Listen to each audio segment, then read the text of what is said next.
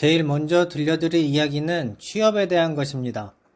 취업 얘기를 할 때면 항상 나오는 질문이 두 개가 있어요. 출신 학교와 학점인데 학교와 학점을 보는 회사가 점점 줄어든다고 얘기를 들었습니다. 진짜 정답은 기업마다 다르다입니다. 먼저 학교부터 얘기를 해보면 기업마다 학교의 하한선을 가지고 있을 거예요. 그리고 사람을 많이 뽑는 큰 기업일수록 이런 하한선이 낮은 편입니다. 대기업 중에서도 인원을 적게 뽑는 직군이 있을 거예요. 이런 데는 여전히 학교를 많이 보는데 예전보다 더 많이 봅니다. 사람을 덜 뽑으니까. 스카이가 커트라인이었다면 지금은 서울대만 뽑고 있습니다. 일반적인 취업은 많은 인원을 뽑는 회사를 기준으로 설명이 되니까 학교가 점점 중요해지지 않는다는 말이 나온 거예요. 이제 제 이야기를 해드리겠습니다. 제 첫 직장은 삼성전자였습니다. 15년도 넘은 이야기예요. 그 당시와 지금의 취업 상황이 많이 다른 걸로 알고 있습니다. 그 당시에는 없었던 계약학과들이 지금은 있어요. 기업들은 계약학과를 우선으로 사람을 선발합니다. 그만큼 일반 학과 졸업생들의 취업 자리가 줄어든 거예요. 그리고 제가 입사할 당시에는 사람을 정말 많이 뽑았었는데 동기들이랑 우리 부장되면 인건비가 장난 아니겠다 이런 얘기를 했던 기억이 납니다. 개발직의 경우에는 삼성전자에서 다른 기업으로 이직이 쉽지 않습니다. 가장 큰 이유는 돈이죠. 사람들이 이직을 안 하게 되면 신입이 들어올 자리는 많이 생기지 않습니다. 이것뿐 아니라 여러 가지 복잡한 이유가 더 있습니다. 다 말하기에는 너무 많고 결론은 취업이 어려워졌다는 것입니다. 그런데 취업을 준비하는 입장에서 보면 취업 준비는 그 당시나 지금이나 동일합니다. 경쟁은 더 심해졌지만 취업의 성공은 다른 사람들과의 경쟁에서 이겨야 가능한 거예요. 기업들에게 내 가치를 어필할 수 있어야 해요. 저는 대학 시절에 2학년 때부터 취업 준비를 시작했습니다. 2학년 겨울방학에 토익을 시작해서 3학년 시작할 때쯤엔 토익 1등급을 만들었습니다. 3학년 여름방학 때는 뭐 할까 고민을 하다가 삼성전자 취업 가산점에 한자 자격증이 있는 것을 확인하고 여름방학 한 달 공부해서 어문의 2급 자격증을 땄습니다. 그리고 여름방학에 대외 활동도 같이 했었습니다. 그러다 갑자기 3학년 2학기에 삼성전자에서 인턴을 뽑는다는 공고가 나왔어요. 그 전까지는 인턴을 뽑는다는 공고가 없었는데 갑자기 생긴 거예요. 보통 4학년 2학기에 원서를 쓰지만 그 당시에는 3학년 2학기에 취업 원서를 쓰게 됐습니다. 저는 취업 준비를 미리 시작한 덕분에 모든 가산점 다 받고 합격을 할 수 있었습니다. 합격한 인턴들 중에서 장학생을 선발했고 그 장학생들 중에서 실습생을 뽑았었는데 30명인가 그랬을 거예요. 그 기준은 들었던 전공 과목 수와 학점이었어요. 그 점수가 전국에서 가장 높았습니다. 그 덕분에 제가 가고 싶은 부서를 선택할 수 있었는데 사업부랑 연구소 중에서 연구소를 선택했습니다. 3학년 2학기가 끝나고 입사가 확정됐어요. 그래서 다른 회사에 취업 원서는 쓰지도 않았습니다. 굳이라는 생각을 했었어요. 동기들도 대부분 그런 생각을 했었고 그때 미리 뽑혔던 사람들은 대학원 진학했던 사람들을 제외하고는 대부분 입사했던 걸로 알고 있습니다. 대학원 진학했던 사람들도 회사 측이랑 얘기가 돼서 대학원 졸업 후에 회사로 들어왔어요. 저희 학교에서 성적 상위권 대부분의 학생들이 다 삼성전자를 갔었습니다. 그래서 계약학과가 나왔을 거예요.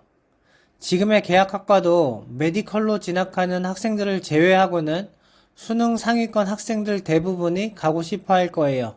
그중 누군가는 다시 메디컬 도전을 할 수 있는데 그렇지 않은 사람들은 그대로 입사를 하게 됩니다.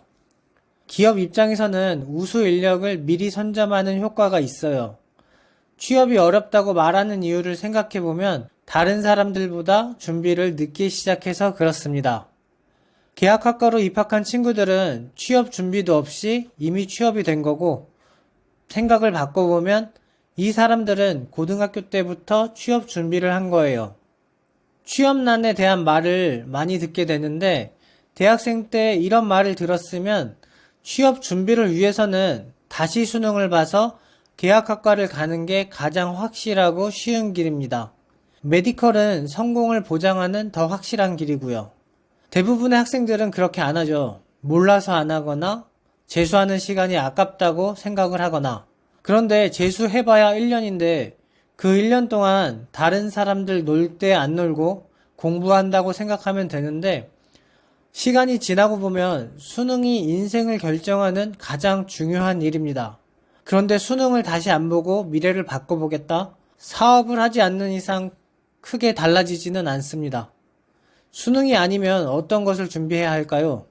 여러분이 사람을 뽑는다고 생각해 보세요. 일을 대충 하는 사람과 일을 열심히 하는 사람이 있으면 누구를 뽑을까요? 당연히 열심히 하는 사람을 뽑을 거예요.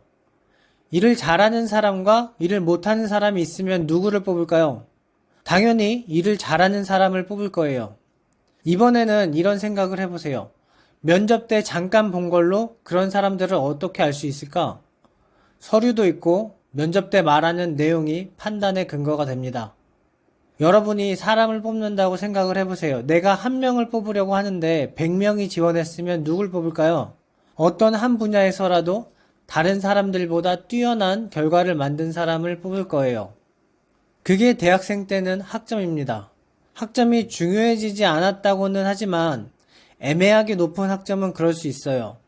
그런데 압도적으로 높은 학점은 본인을 어필할 수 있는 충분한 무기가 됩니다. 지금은 여러 가지 활동을 할 수 있어요. 유튜브, 인스타, 블로그도 있고 여러 가지 대외 활동이랑 아르바이트 같은 것도 있는데 이런 것들 중 하나에서 남들보다 뛰어난 여러분의 능력을 찾아야 합니다. 그러면 그걸 가지고 어필하는 거예요. 나도 결과를 만들어낸 것이 있다고. 여행을 해도 남들이 가보지 않은 곳까지 얼마나 깊게 파고들면서 여행을 해봤고 놀더라도 남들이 안 놀아본 것까지 얼마나 열심히 놀아봤고 거기서 어떤 것을 배우게 됐는지 그렇게 남들과 차별점을 하나씩 만드는 거예요. 이렇게 경험을 늘리다 보면 어느 시점이 지나면 모든 것의 원리가 다 똑같다는 것을 알게 됩니다. 그래서 한 분야에서라도 결과를 만들어냈다는 것이 다른 분야에서도 성공할 확률이 아무것도 해보지 않은 사람들보다 높을 거라는 거예요. 그러니 애매한 학점보다는 다른 경험에서 차별성을 만든 사람이 더 뛰어난 인재일 거라는 생각을 하게 되고 기업들은 이런 사람들을 뽑게 됩니다. 대부분 학생들은 유튜브, 인스타, 블로그 이것들 중에서 하나라도 해봤을 거예요. 보통은 목적이 없이 하죠. 일상을 공유하는 것에서 끝나는 거예요. 여기서 한 가지 노력을 더 해보세요. 사람들을 모으는 노력입니다. 사람을 모은다는 것은 내가 가지고 있는 것으로 다른 사람들에게 어필해야 된다는 거예요. 내가 가지고 있는 것이 타고난 것일 수도 있고 열심히 배워서 만든 것일 수도 있어요. 기업의 입장도 결국에는 상품이나 서비스를 만들어서 다른 사람들에게 어필을 해야 하는 거예요. 같은 원리죠. 그러니까 지금부터 어떤 한 분야에서라도 남들과는 다른 무엇인가를 만들기 위해서 열심히 노력을 하세요.